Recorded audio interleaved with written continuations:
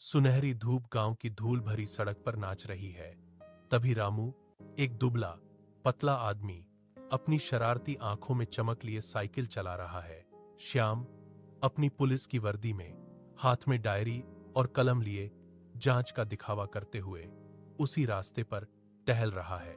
गांव वाले अपनी रोजमर्रा की भाग दौड़ में व्यस्त श्याम को उत्सुकता से देख रहे थे। उनके बीच एक मौन समझदारी पनप रही थी।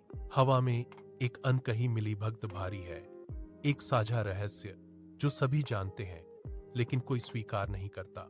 आधी रात को ज्ञानी बाबा अपने घर के बाहर नकली सोने और गहनों से भरा एक चमकता हुआ बक्सा रखते हैं, फिर झाड़ियों में गायब हो जाते हैं। रामू लालच से भरी आंखों से आगे बढ़ता है, झिलमिलाते बक्से की ओर हाथ बढ़ाता है। अचानक श्याम की टॉर्च की रोशनी अंधेरे को चीर देती है, रामू और बक्से को रोशन करती है।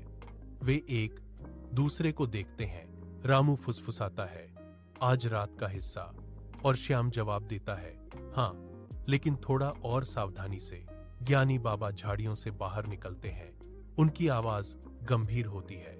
रामू और श्याम को पकड़ लेते हैं। उनके चेहरों पर शर्मिंदगी छाई होती है। तो यही है तुम्हारी दोस्ती का सच। ग्राम पंचायत इकट्ठा होती है। ग्रामीणों के चेहरों पर सदमे और सुलगते गुस्से का मिला जुला भाव है। ज्ञानी बाबा कहानी सुनाते हैं। उनकी आवाज एक गंभीर घोषणा की तरह है, जबकि ग्रामीण ध्यान से सुनते हैं। रामू और श्याम सिर झुकाए खड़े हैं। उनकी आंखों में गहरा पश्चाताप झलक रहा है। हमने गलती की है बाबा, कृपया हमें माफ कर दीजिए।